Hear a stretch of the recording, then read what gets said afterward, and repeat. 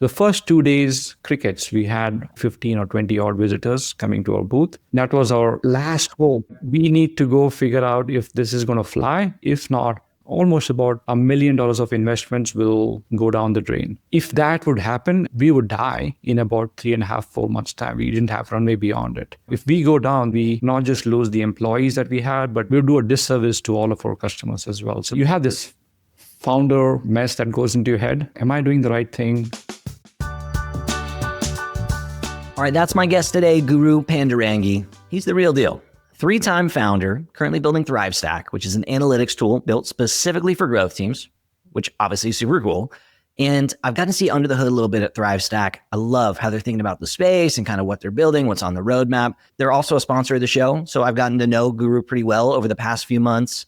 And I was super excited to have him on. 1, because I hadn't really heard his full story. And 2, because founders are built a little bit different. That's what I've learned building this show, is that everybody encounters adversity. The way that founders encounter adversity and work through it and power through it is just different than the rest of us. So I was excited for him to come on. He was excited to come on and share some of the things you're not going to see other founders post about on LinkedIn. He talks about how refreshing it was to get to share this type of information, how when founders meet, typically this is the stuff that they talk about, but they don't post about. So he came on. He talked about the 2 times his businesses almost ran out of money along the way and kind of the plays that saved them. We talked about how in the world you keep your team motivated when you're an early stage company and you make 1 million pivots during those early days. We got into all of it. If this is your first episode, I'm Andrew, and this is a show where I get to have candid conversations with amazing guests like Guru about some of the toughest moments in their careers. All right, enough from me. Let's go ahead and jump in. 50 years back, I was born in Bombay, central western part of India. I grew up in a middle-class family. My parents they themselves came from a very middle-class background. My father was a civil engineer and he had a very interesting job, and I got inspired by him every time we go on expeditions. So we lived in a place in Mumbai where the neighborhood is all middle-class. Everyone is very literate, very, very competitive. That was the time when in my high school days or middle school days, much of the conversations revolved around, hey, the world outside is becoming a lot more competitive. The news channels that had just started to pop up. We had recently gotten a color television in our house, in the condo complex. We were the first or the second one to have something of that sort. So we would have a lot of guests coming to our place to watch the news, and that would follow up with a lot of debates at home, which were about, hey, what's happening in the world of maths and science? And so I became a huge fan of maths, science, and history, particularly from these conversations. And many of my dad's friends would talk about, hey, there's a dam being constructed here. India was building a lot more dams and a lot more sewages connecting rivers. And, those are the times when a lot of infrastructure development was still happening. So my dad used to take me on expeditions. We went on to one of these dams where, I saw for a period of 3 to 4 years' time, the dam being constructed all the way from stopping the water, channeling the water from the river. So that was my first lesson into, hey, it's just not some wall that you have to put in. It needs to be of a certain width and all of that. So that got me interested in maths and material science and physics and all of that. And I was very competitive in that as well. I used to play a lot of sports. Being from Mumbai, we had access to cricket, ping pong. We used to call it as table tennis there, and then badminton. So I used to play leagues in each of them. And I had the good fortune to go play with some of the state champions, national champions at that time. And I was feeling very good about it until, I crossed my high school and went to college. Then the world was very different. It was extremely competitive at that time. I love ping pong. Yeah. Ping pong is like so fun. I grew up with a table. My family played a lot. I consider myself on the upper end of intermediate. I thought I was advanced until I've been around advanced folks. Ping pong is so fun. Yeah, when we meet, we should do that. So I host ping pong tournaments at my basement now in Seattle. So it's fun. So you mentioned for fun, you played badminton and cricket and ping pong. What was one of your first jobs? Like, what's the first memorable job experience that you had? I wouldn't call it as a job. I would say my first paycheck, if I can call it that way. Very likely in high school, during the summertime when our school had a vacation, there was a big solar eclipse that's happening. And then Me and my friends, we conned up to say, hey, you know what? It's very difficult to see the sun during this time. So let's go and get some of the solar glasses that you can see the sun. And we thought, hey, it's a good, way we can actually go sell them. India is a very populated country. So we were doing the math in terms of thousands, right? So we'll go to the school, we'll sell it to the school, we'll go sell it at the railway station.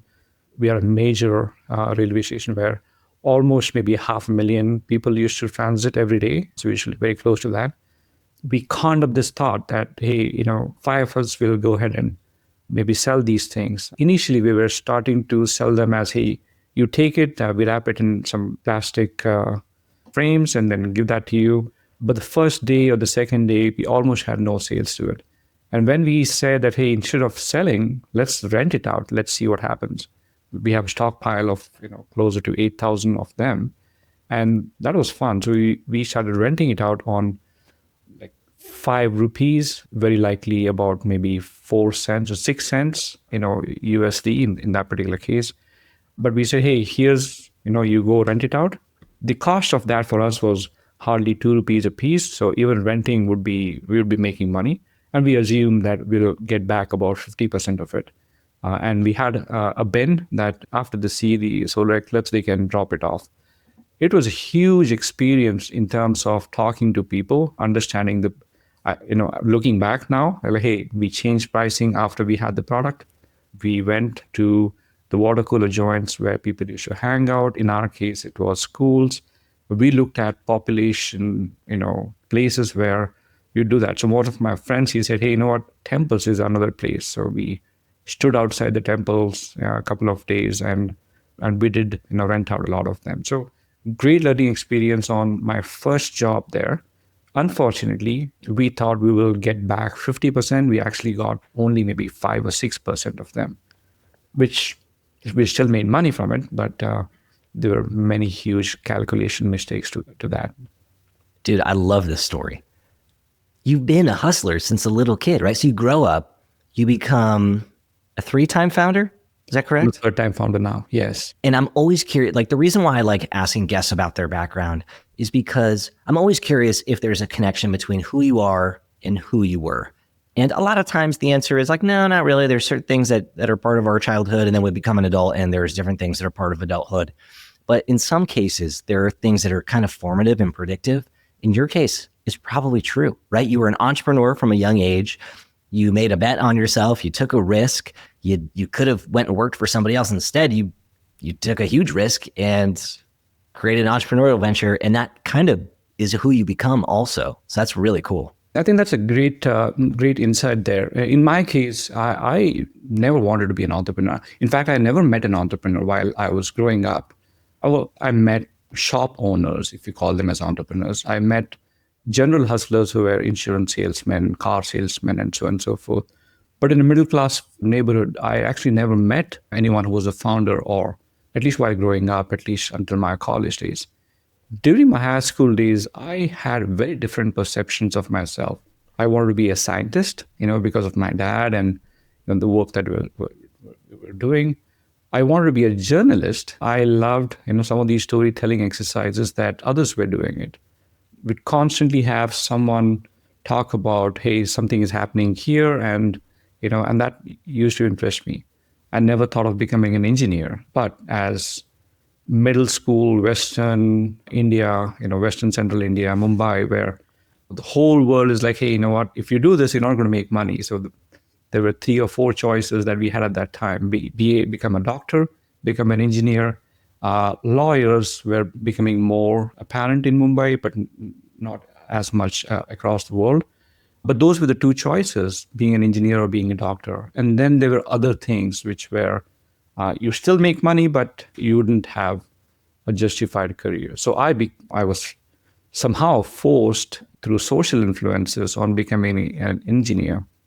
Even though I got good grades, I could have gone to computer science or something else. My uncle influenced me that, hey, building, engineers need to build things.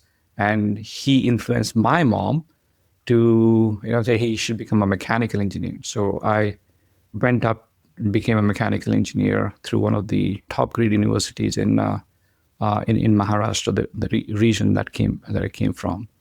So I never thought of being an entrepreneur. Not until I went to Microsoft. So at Microsoft, I spent about 13, 14 years at Microsoft. So I have a very interesting background in that particular sense. So it's about 50% of my career till date is all about working at large companies. Microsoft, I worked at iFlex, which got later acquired by Oracle, some financial services companies, Citicorp and such. But the latter half of my career is all being an entrepreneur. So this is my third time product venture that I'm building right now. And I've also did a small stint of being a consulting, building a consulting company.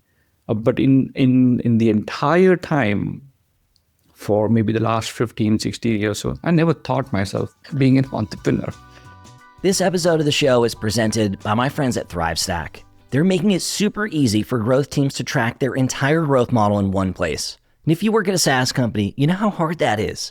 I always wanted to see what was going on across the whole model, from awareness through acquisition and activation, through to retention, conversion, expansion, and upsell. I always wanted to have access to it in one place, but it was nearly impossible.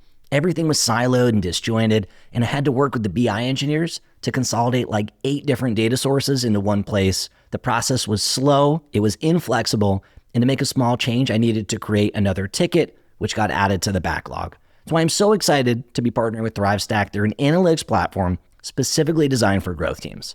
They combine all those disjointed data sources into one single view of the customer journey. They automatically flag the drop-offs, friction points, and leaks, and they have built-in alerting thresholds so you can avoid those, hey, what happened to this random metric last week? Slack messages that I used to drive me crazy from my execs. They're specifically made for growth teams. They have a very generous free plan, and I've had the chance to take a peek under the hood at what they're building and what's on their roadmap, and I'm so impressed. Check them out for yourself at thrivestack.ai. Once again, that is thrivestack.ai. So what changed? So you mentioned you spent kind of the first half of your adult career working for large businesses. Was there like a moment or a shift when you decided I'm going to make a different life for myself? I would think so. So I worked on, maybe the first 3 or 4 years of my adult professional career, even working at Microsoft. I was a very mediocre employee, a junior guy, was given tasks, and all around me, there were distinguished engineers and there were PhD guys who were working on some things. I was given a task and I would do the task, and it was not very inspiring. And I think this is probably the problem with any of the large companies that you go to. You become a cog in the wheel, especially if you're an intern or a junior guy. I didn't like my work there. When we had a baby, me and my wife, we started talking, and I was flying between Seattle and Silicon Valley a lot more. I would spend about 70 hours a week in working.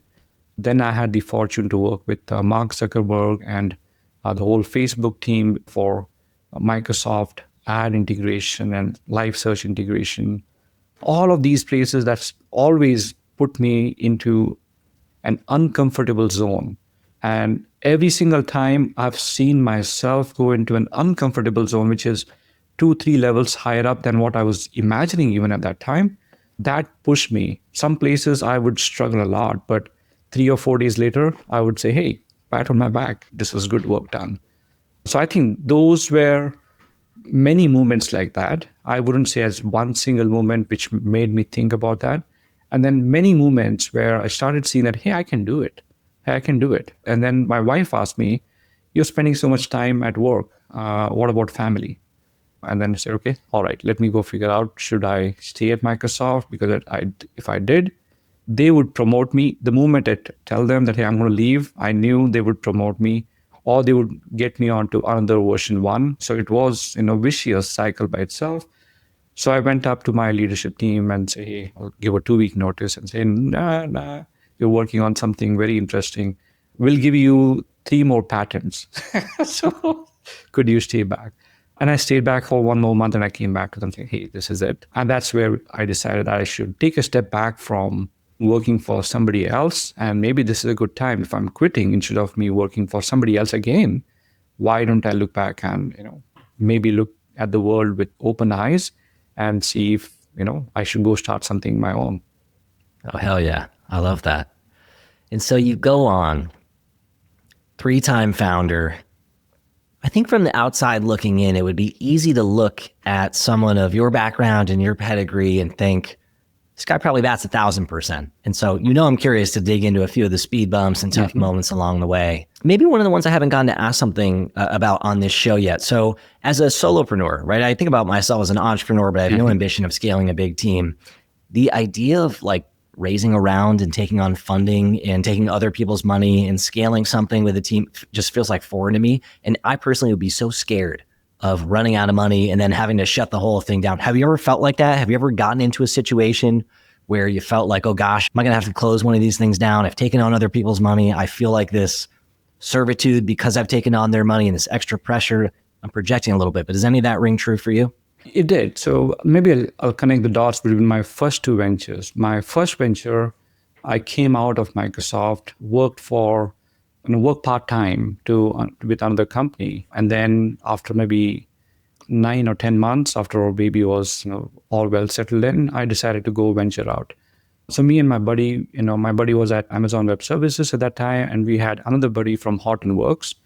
We decided, hey, the world is starting to move towards cloud. Why don't we think about helping, and who knows, it might be a good venture. We had no idea how big the market would be, and we were tinkering around. We got into an idea that, hey, backup and recovery would be interesting. So somebody who has lots of assets in data center, click of a button, we move all of those assets to the cloud. AWS was the only big cloud provider in town at that time. Microsoft Azure did not even have virtual machines, while we were thinking about this. At that time, I came from a product engineering background. My buddy came from product and some engineering, but a lot of customer success, background as well. And Hortonworks guys were all about product, right? So the three of us were all really product guys, product or engineering guys. We had no sense of, that we had to raise money, we had to talk to customers, and all of those were foreign things to us. And working at larger companies, all of these things are so far away from you, right? So my first venture, we started building with the assumption that this is going to be the market. We went ahead and presented at one of the meetups here in Seattle, and crickets, but almost 3 or 4 weeks later, one of the guys who came in at the session said, hey, you know what, you guys should build it. So we had presented just a mock on Click, and then 10 minutes later, it stands up on that. No investment conversation. This guy said, I might have a project. Would you be able to go build, to something of this sort? Again, I looked at it more like, hey, there's potentially a customer who's giving us requirements, and we can build to that. And we did not know whether it's a product licensing or is an SOW kind of professional services. It turned out to be both of them later on, but no idea about raising funds. But that was good enough money for us to sustain for 3-4 months, and we built the product. And then we had, series of these things. Accenture came in, Avanade came in. We had Infosys come in. Hey, we have cloud migration project. Could we use your product for something of that sort? Fast forward, after I sold, that particular venture, we did not raise funds. We got all the money from the customers or the partners in this particular case. My second venture was Cloud Niti, which was a cloud security and compliance. To all your listeners, maybe give you a quick background to it. The world was moving to start using cloud, right? So apps were getting built onto the cloud, but they would not go to production because there were security issues or compliance issues into it. And we saw that firsthand. And when we talked to these people, say, hey, there should be an automated security product which can give us a score saying that, hey, these are the open items, go fix them, and then we'll go to production. So we had T-Mobile, Safeway, Nordstrom. We talked to some of these folks and say, we all have so much of pile up. We're building things on the cloud, but we can't take it to production because neither KPMG, nor PwC, nor Ernst & Young, nor Deloitte is giving us assurance that this is secure and compliant in the cloud. And we are in the retail business, we got to be. Could you go build some tooling which translates the security and compliance, into an automated score so that we can actually go at least take it to production, work with, the larger compliance. While we were building it, I raised funds from seed and various angel investors at that time. And we raised about $1 million at that time. And my experiences with the investment community, especially the seed community, in that was very abysmal. Most of that were more around when can we get our money back? What's the ROI in this? Not so much as, hey, do you believe in the world that we are trying to go create? I mean, yes, but I need my money back. And can we have it in 4 years or 8 years? Could you give us a waterfall model towards that? So it felt very alien in that particular conversation. But we still took that money. We were able to build those waterfall models. But what led me to the belief that the whole investment, and by the way, to continue that story, we raised funds from Microsoft. Microsoft invested in us. Deloitte Ventures invested in us, and it became a very large, comprehensive product that we built, which got later acquired by Zscaler, which is a public company. If you ask me about my investor and is there something that I can share about that, I feel that if founders can take some money, if you're really in dire needs, go get to product market fit, mostly by yourself, you would have a high chance to raise more capital much faster and grow faster than if you go ahead and raise a large amount, say $4 million, $5 million, even at seed stages. The world is changing. It's easier to go build a product now than almost about 4-5 years back. So I think this is becoming more of a reality, but that's still not the case. Most founders that I meet, they want to raise a large round very upfront, and they struggle a lot. They spend 40-50% of the time in figuring out their investment strategy. They go meet about 40-50 investors in a week or so. They spend a lot of time, but the return on that is not all that great. Hey, I hope you're enjoying this episode of the show. If you are, please don't forget to hit that subscribe button on whatever platform you're listening on. The data shows something like 40% of the people who listen to the show are actually subscribed. It is the best way for you to support the show, and it helps the algorithm find other listeners who are just like you. If you're feeling generous, a quick rating or review makes a huge difference as well. Thank you so much for listening and for your support. Now let's get back to this episode. Have you ever run out of money running one of these businesses, right? And so where my question was coming from was really from a place of like, as a solopreneur who essentially runs a bootstrapped one-person business, the idea of like raising money to me feels so scary, and scary mostly because I feel like this weird pressure to like lose somebody else's money, right? You have to shut down your business if that happens, but like also then you have these other people who you have to go back to and say, hey, we don't have the money anymore. So I was curious if you've ever gotten to a point that's felt close to that. Yeah. So we had it twice. So we raised $1 million in seed funding at CloudNiti, and then our first set of customers were paying us somewhere in the ballpark of $100 to $400 a month, if you call it from an MRR standpoint. But the product itself had enough value, that we could have charged more, but we wanted to essentially get more customers. So we were throwing in with the assumption that over a period of time, we might be able to jack up the prices. Our infrastructure costs were actually much more than what we were getting paid. There was a point in time where we had a runway of only about 6 to 7 weeks. We had to go figure out what we should do. We had almost like a 18 or 19 member team at that time, US and India together. If we did not take a new venture fund, we were having conversations with VCs, but it would take us another 2.5 months to close on the term sheet. We're going through the due diligence of that, but we needed some money right away. There was a chance for us to, instead of taking money from investors, we had a chance. We had about 6 or 7 customers asking us, hey, you're building this amazing product. You're giving a lot of insights, but could you actually advise us on how do we read this and how do I make changes into our larger company? And for us, it was more of consulting, and we were very purists at that time. We were like, hey, we are a product company, we're not a consulting shop. Should we do product and consulting, especially now when we are actually talking to investors? Are we going to go dilute or value cap towards that? But then we flipped the switch. One of the customers, we said, hey, we will help you do this. And we sent an SOW without they asking us. We sent an SOW and say, hey, we thought about it and this is what we think we could do. To our surprise, they asked us, how much would you charge us for that? And not so much as what, the content of the SOW. And we said, it's a 4-month project. We can probably charge you $120K. And they say, hey, we thought you would charge us more. So we are now surprised. What will we get in 120K? That we think it's probably about 300K or 400K. And these are the things that we would, rather want. And when we looked at that, there was a massive difference between how we were looking at it, because they also gave us that list. But then we booked and we closed it at 250K. So our product cost was about $1,200 a month, and we closed 250K, so consulting. And they're like, hey, this is a great way for us to have that stopgap arrangement. And we went to a second and the third. In about 4 weeks' time, we were able to get closer to 600K.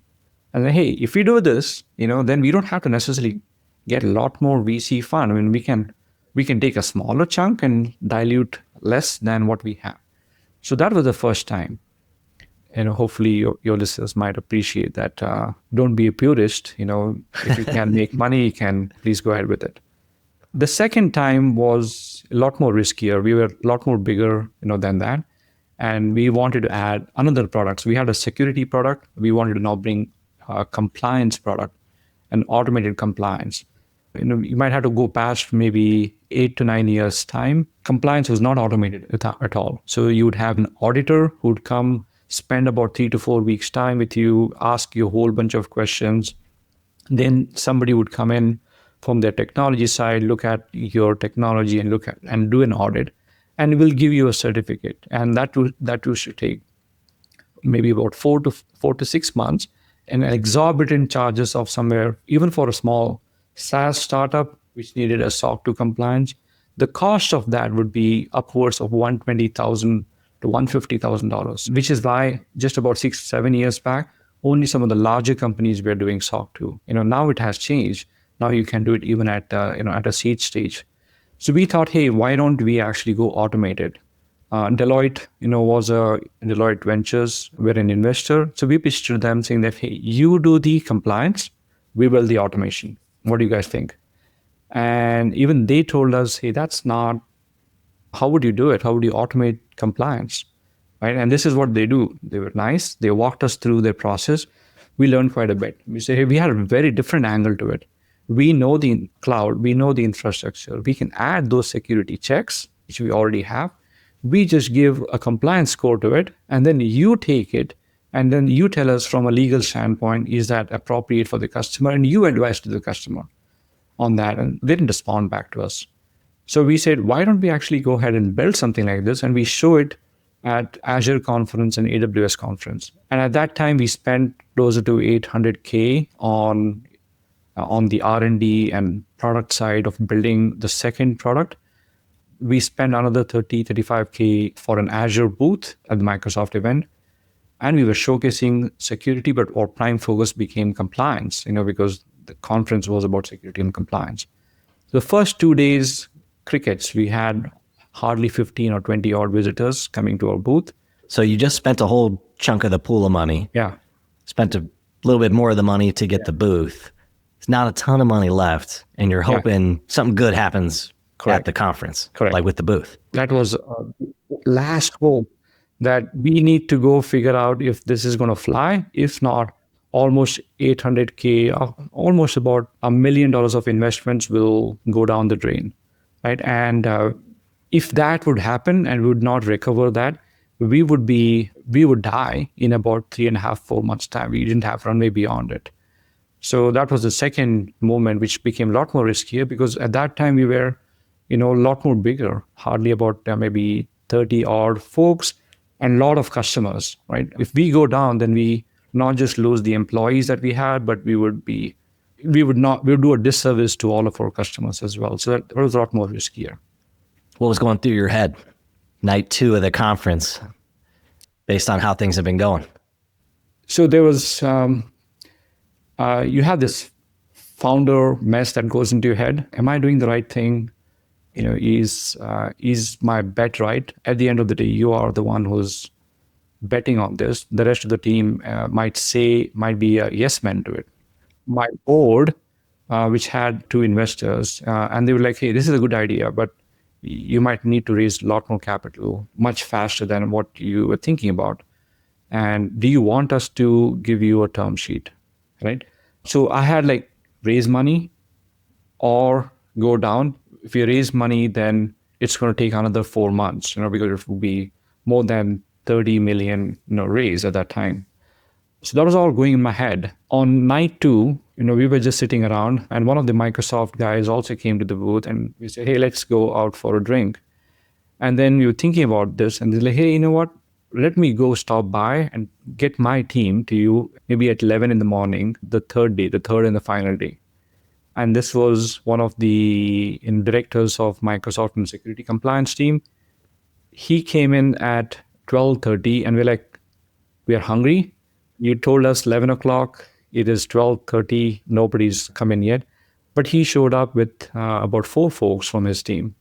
And then we spent about 45 minutes. We demoed it to him. And his eyes were lighting up like constantly, okay? Because they were product guys. Their customers wanted to have compliance before they go live. And he said, "Give me another 2 or 3 hours and let me get my VP." Right? So he got his VP, and at about 3 p.m. or so, we sat down. He also got Deloitte, who was also an investor, and they were also a compliance partner to Microsoft. We sat down with PCI DSS, Deloitte, and Microsoft, and it became a 2.5 hour meeting. And at the end of the time, it was conflict. Deloitte was saying, "Hey, this is a consulting play. If Microsoft builds it, you're going to, take our consulting revenue."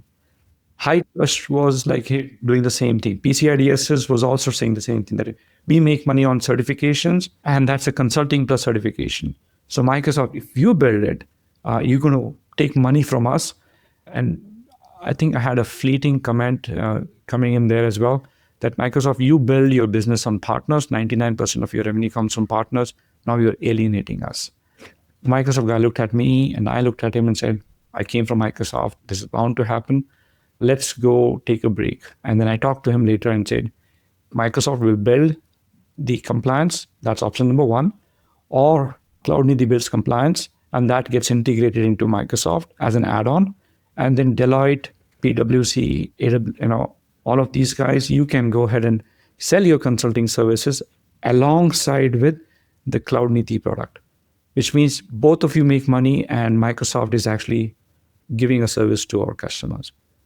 Deloitte was like, "Hey, that makes sense, but only if more than 50% of the customers who are coming in, especially Fortune 1000 and all of them, will have consulting attached to this, and that comes from Deloitte and some of these partners." And Microsoft like, that's fine. I mean, that's something. So we closed that day with a $1 million contract from Microsoft as an investment into us, and they said, "You will build your product, and you will embed as an add-on into Azure Marketplace, and we'll authorize you right now. And you work with our Azure Security and Compliance team to show up into Azure Dashboard." But all of that needs to happen, within the next 30 days or so. And we're like, "Oh, wow, okay." We had to go. But the movement was amazing, although there was a promise of the contract, but the contract closure itself, was about like 7 or 8 days later. But we knew that, we're going to have another $1 million into our cash coffers very soon, so we can delay the VC investment. So that was the second time, and the turnaround was a lot more riskier, but a happier ending, by the way. That's wild. Yeah. And so how did you keep in that moment conviction that it was the right thing to do? This feels like one of the hardest things to be a founder, when you have conviction on something without evidence. But to get other people aligned with your vision, you have to project confidence. Like, how did you keep that in those moments when you're there and it's like, before you met him out for the drink, it's before, it's the next day, it's, 11:45, the guy's 45 minutes late to the meeting. You're assuming maybe he's not even going to show. How do you keep your conviction and then keep your team motivated in that moment? So I think imposter syndrome was always there, in all of these conversations and maybe beyond it as well.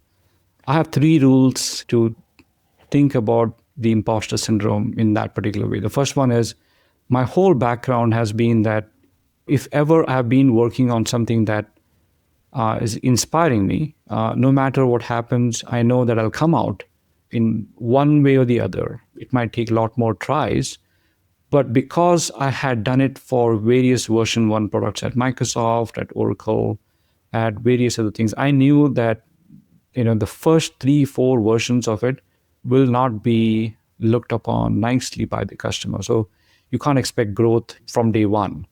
So my background, my learning has been founded on that one. The second one, I knew that if customers are getting excited and they can save money or go faster, whatever jobs they were doing, and they see value in having somebody else do it for them.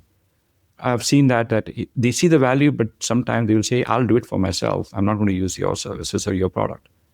But if we see that somebody else is giving that value and they are able to accelerate their journey on whatever their journey might be, and you see that repeatedly, at least 3 or 4 times, from customers, and then there is something to pursue. In both these cases, I knew there was something. And my conversations with my team, with my partners, in this case, Microsoft, Deloitte, and all of that, is there something, right? And I would always go pause that conversation, say, hey, do you realize that are we debating about the possibility of making that something true? Or are we debating about that something? Is there nothing or is there something? If I ask that direct question to them and they will tell me, hey, there's not nothing, there's something. We just want to figure out whether the something is a big thing or a small thing. I say, okay, that's a good debate. But as long as we realize there's nothing, we are negating out the nothing and we are keeping that something, we have something in our hands. That confirmation was always helpful to me, and bringing that reassurance into the conversation that there is something, let's go figure out what needs to be done. So that pursuit of that something, people have pleasure in that pursuit. But if you shut down that conversation immediately, hey, it's my way or your way, and my way is that I'm going to go build it, then I've seen that people don't come along with your journey. So in my case, we knew that, I wanted to be partners with Deloitte. I wanted to be partners with Microsoft. Without both of them, we would not be able to go light up, this conversation, make it possible in the future. So I knew, and I would constantly tell them that, hey, Microsoft, you're in the business of productizing. Deloitte, you're in the business of consulting. Okay, and I'm giving you an idea that both of you will benefit. And in turn, you will make your partnership a lot more formidable than what it is. Do we have something, on this particular idea? In case of that cloud native compliance conversation, I always felt strongly about it myself. But when I hear back from them, it was constantly reassuring. So I think those were my principles. My principle was look into your own history. If you were successful in converging to that, that's a good thing. But always get reassurance from yourself, your team, and your partners. And if there's something, why shouldn't you do it? Hey, if you're enjoying the stories on this show and feeling like you're ready to tackle some of your own hurdles, I'm here to help. If you didn't know already, I offer one-to-one coaching specifically for people who work on or around growth teams who want to have a bigger influence and impact in their roles. Maybe you're navigating some tough moments, whether it's managing your team or handling feedback. Maybe you just want to step into a bigger leadership role. Or maybe you're at a unicorn company today and you want to make sure that the company doesn't outgrow your skill set. Either way, I can help. If you're interested in learning a little bit more, head to deliveringvalue.co/coaching to learn a little bit more and set up a call with me to see if we jive. All right, enough from me. Back to the episode. I'm curious if there's been other times, either in these businesses or now with what you're building at ThriveStack, if there's been other moments when you had conviction about an approach, or maybe you had conviction and then you needed to pivot in some way, shape, or form. What comes to mind for you? Yeah, so I think pivots are always happening. I'll tell you a story recently at ThriveStack. To maybe most of the listeners, what is ThriveStack? So we are essentially building, we had a vision that growth should be autonomous. Product should sell itself. People who are selling the product should be aware of what's working, what's not working. We call that as what's a growth driver, what's a growth leak, and all of that. So we had this vision that the whole growth should be autonomous. And we had conviction on the fact that PLG is going to be everywhere. So why wouldn't anyone do PLG if products can sell themselves? So we started on the journey to go build a PLG stack, right, which include the self-serve infrastructure for anyone, typically any B2B SaaS companies, to allow the end users to click on sign up to the product, experience that. And alongside with it, they'll get the analytics, all completely plugged in. They would know what's my sign up rate looks like, what's my activation, retention rates, what's the time to closure, and a whole bunch of these things. We were on a journey to go, hey, this might be a good idea. Let's go talk to maybe 30, 40 of the companies. We pitched this idea on mock, right? Now we were not building it fully yet. So on mocks and say, hey, if we were to build this, is there value to you? Most of the early stage companies, they said, hey, we first want to figure out whether whatever we are building, whatever they were building, does it have legs? Meaning, can we sell it? So they didn't want to go the PLG route. They wanted to say that, hey, I'm going to go demo this to customers. I'm going to talk to them and so on and so forth.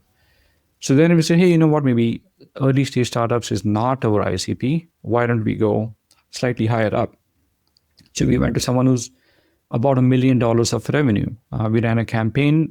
We got connected with about 150 of them, and they were happy to have a conversation with us. And we pitched them the same things: the self-serve infrastructure, the PLG analytics, and then possibility for using product-led sales to upsell based on the data that came in. And the realization that we had is they had to take a board approval to become PLG. PLG was not necessarily an easy thing for them. They had to change their marketing. They had to change their sales motions, incentives. They had to change the product. They had to change customer success conversation. So they had to go get a board or at least a CXO approval for that. And they would tell us that, hey, we like what you're doing. Could you pitch us, come with us and talk to the board? And again, that's a consulting. And I'm like, I don't want to do that. So we then, started working with, the likes of West Bush and like, hey, we'll give you the lead. Can you consult them? And then we will just focus on building the product. And they would not work with them, because they would charge exorbitantly. They would charge them upwards of maybe 30, 40K a month. You say, you pitch us, you give us the SOW. We like what you're saying. Your product plus value to the board will actually help us. But then we could not convince 4 of them in time for them to start paying. Now they become our customers, but we were looking at, hey, in about 2 months' time, we'll get to something which is $300, $400 a month, right? Without a lot of conversation. Many of the customer conversation threw us away from our original autonomous growth vision, but almost 40, 50% of them told us that we may not like the self-serve infrastructure at this moment because that's going to change the entire growth stack for us. But we like your PLG analytics. Can you add sales-led and PLG motions into it, and we will buy it. So almost 40% of them told us that they want to start off with the PLG analytics, and over a period of time, they might want to add self-serve infra and all the customer success and upselling and all of that. So that gave us the conviction that we were on the right path on PLG analytics or the PLG part of it, but it's just that our autonomous growth vision would not come into play. So we had to pivot twice in that. We then said, hey, you know what? We should go create the self-serve infrastructure as a separate product. We can give it away for free for smaller shops. PLG analytics is where there's a lot more value that we are seeing. We charge for it. And then all the upsell and all of that, the enrichment, all of that, we make that as an add-on. So we pitched that to almost 40 odd customers. Hey, the second part of that add-on, pause it.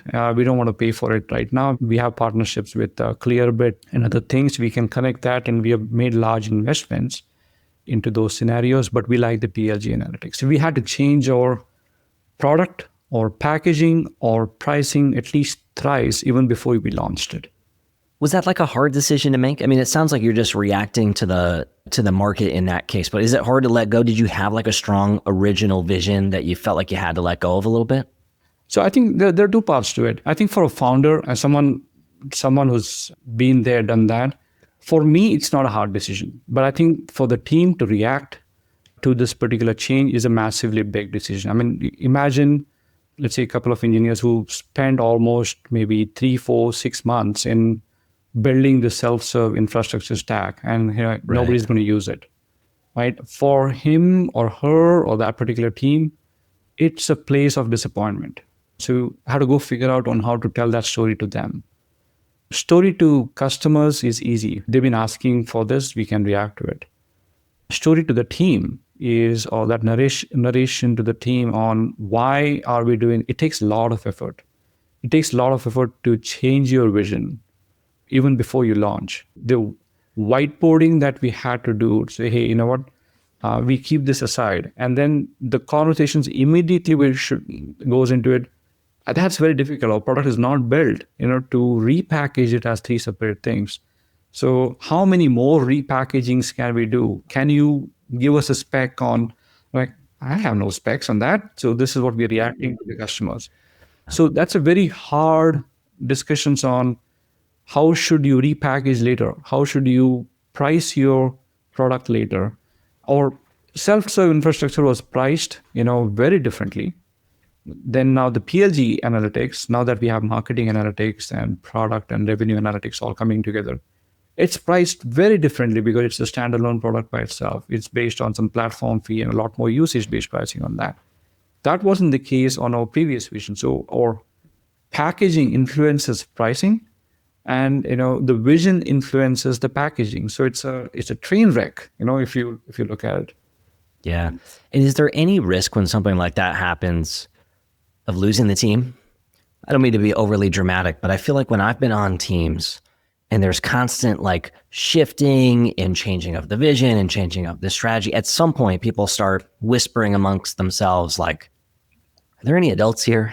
So is there any risk of that kind of vibe happening from your perspective? At ThriveStack, we've lost some senior engineers because of that. And not just because of the change in the vision, but the market is such that there are other companies who are betting bigger, and they'll always get offers. Seniors in the team, principals in the team will always get offers from outside. So we've lost, team members to Amazon, to Google, to Series C, Series D startups. Sometimes they tell us internally that this is because of the change of the vision and you're not there yet. I will work with the company, here. So my realization is that there will always be body bags, as you're moving from one vision to another. The DNA of the team will always keep on changing. So you can't bring a culture, that, hey, this is the definitive way of working until you reach a product market fit, which is where my hiring for these, team members always has been that we're going to go through this motion hundreds of times before we go to product market fit. Would you have the bearing, the resonance to understand that this will affect you in more ways than you can think? And if you're ready for something of this sort, only then think about joining. Even though we might like you now, you might like us now, the changes that will happen because of the way we are thinking, the way of the market and way of the customers will affect your existence within this particular company. And there will always be questions that you will ask, questions that I'll ask, but would we be able to move past it? The answer is the faster we change, the faster we will move across. That conversation has been hard, right? Most senior and principal engineers don't understand that much. Most growth marketers don't understand that much. Most sales guys don't understand that. Most customer success will definitely not understand it. Building the right team from the very outset requires you to have that open conversation with your team members that we're going to change frequently. And in fact, I've spent more than 4 or 5 hours on one single day bringing the entire team together, including some of our potential customers. We got the prospects in and we say, hey, here's where the market is. They want something like this, but the market is moving here, right? So AI is changing, this, very, very fast. Here's what the customers need right now. And the customers might want to move in a particular direction. And we know what that direction is, but we don't know whether we will be able to keep up with it. Here's your aspirations, and they will also keep moving. And our goal is to make sure that market, customers, and your aspirations need to be on the same line. And that's going to be very difficult. I've spent more than 4 hours, 5 hours on one single day, and we had to bring in food and all of that, heated debates on this. And then In the evening, we lost two of the guys and say, hey, this is too much. This is just too much. I didn't expect this to work with a startup. I thought you guys have figured it out. I don't think anyone figures it out unless you get to product market fit. And I've seen so many founders now, they feel happy at that point when they feel that they are product market fit and they go at growth, and then soon they falter and then they're out of product market fit again. So that cycle constantly keeps on coming in. And I've seen that at Microsoft, or version one of the product would fail, version two of the products would have some deployment, almost no retention. Version three will have both, will have all of these growth levers starting to work together. Early stages for everyone, man. It's just the same. It's the same. It's just that people don't have the patience. They want money to be pouring in, investors to love you. Everyone grows their equity. It's very weird to manage that expectation beyond. Yeah. So from your perspective, being a 3-time founder, what's like a hard part about being a founder that you wish other founders were more honest about? That's a good question. I've had private conversations with many founders where they tell a lot of things about, hey, these are the things that did not work. These were the things that we learned, and these were the failures, and this is how we coped with it. But publicly, most of them will only talk about what worked. I'm sure you and your listeners are now looking at all of the LinkedIn feed. Hey, I made $35,000 this particular month by running this particular campaign, or I ran this thing. It's all positive news trying to attract your attention. But I think what makes more sense to me is talking about, I tried this and it did not work, and why, right? I learned a lot from that. I'm sure many founders will learn a lot from that as well. But that's not much out there. It's very secretive, or you have to go into one-on-one conversations mostly, or some kind of a fireside chat where you're talking about these things. But the presentations themselves will be positive notes, right, and the Q&A will be about what's not working. I wish that changed. We've seen this journey. These are the things that that you see positively. Our growth numbers are here. But let me tell you the story of what have we experimented and what has not worked. I wish that changes, to be more honest. That's basically my whole thesis for making this show. My friends and I call that winning in public. There's a lot of winning in public going on.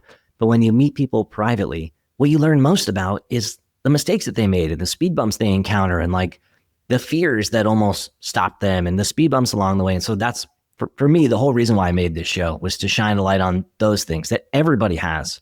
Because as a coach, I work with people who are in growth roles, and most of them at some point confide in me that they think they're messing up, or they think they're screwing up, or they had some setback or some tough moment or whatever, and they think it's them. And they look at people on LinkedIn, they look at some of their work heroes, so to speak, and they think, well, that person, they must have never made a mistake like this. It's me. And what I've learned is everybody has those moments, and we should all normalize talking about them and not make it weird, and share these types of things to lift up others around us who might not have that perspective. So it's interesting you see the same in the founder community. Compliments to you, Andrew. I think you're doing a wonderful job at it. Now that I'm following you a lot more, I respect what you do on that front. Thank you. I appreciate that. All right. So for you, what's like a mindset shift or maybe a habit that's had a big impact on your career, either when you were in-house or kind of the second half as a founder? That's a great question. So let me dig in, and I'll use just maybe a minute or so to maybe set the stage for that. I think that there are many types of founders. Founders who come from engineering product background, they go at it very differently. Founders who come from a sales and a marketing background, they come at it very differently. The biggest change that I would advise to anyone who wants to become a founder or who's already a founder, but more on the product or the engineering side, which is what I was, is to do really two things. The first one is spend a lot more time with customers. You'll realize not on how you have to build it, because that's the primary focus of engineering and product, on how you have to build it, and not just on what needs to be built, but I think on why you should build it, and why will your customers use it, and what's the value for them. This you'd only get by really talking to customers.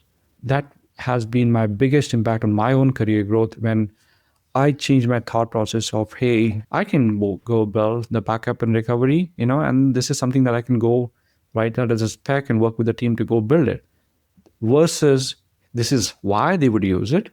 This is why they would use it to on a use case for cloud migration, which is very different than real time thing, which is so getting into the customer's shoes has helped me being a better tinkerer, than that I was earlier. And as we start to wrap here, is there anything unsaid that you want to share directly to the listeners? If you're a founder and if you're part of the growth community, think about growth as a holistic thing rather than, I know in the last couple of years, growth means marketing. PLG means marketing. Founders need to be a lot more grounded. So I'll have two advices on that part. The first one is, we haven't talked about this during these conversations. Figure out whether you need VC money, right? And when do you want to stop using the VC money? Because VCs will get you onto a place where they will push you to grow rather than look at, whether you're growing appropriately, right? They might push you to invest in areas where, you don't necessarily need investment. For example, of the 200 plus founders that I met, Series B and Series C, if you ask them, when would you hire sales? A couple of years later, they will tell you that I hired sales way too early. I should have spent more time in founder-led sales. I should have spent more time with the customers and building the right product, which can scale better. Instead, they would hire a VP of sales or a director of sales or whatever that might be. And they're trying to sell on what they have built, but not necessarily listen to the customer. So when you're taking VC monies, your DNA of your companies will change. My advice to you is to really think about whether you need VC money, and if you need VC money, for what purpose. Thank you for coming on and sharing your story and your journey and a few of the lessons and speed bumps along the way. For those who want to maybe connect with you, where should we send them? And then obviously we'll put links to ThriveStack, but where should they go if they want to connect with you and learn more about what you're up to? Yeah, so these days I'm a lot more active on LinkedIn, just because one of my friends has been prodding me to stay a lot more active on LinkedIn. That's not my natural, but I'm doing it now. Reach me on LinkedIn. We'll also have in the show notes, maybe you can send an email to my email ID, and always available. Thank you, sir. Thank you so much, Andrew. It was a pleasure. Thank you for these wonderful questions. I wouldn't have thought about these questions. So you're doing a wonderful job at this. Thank you. I appreciate that.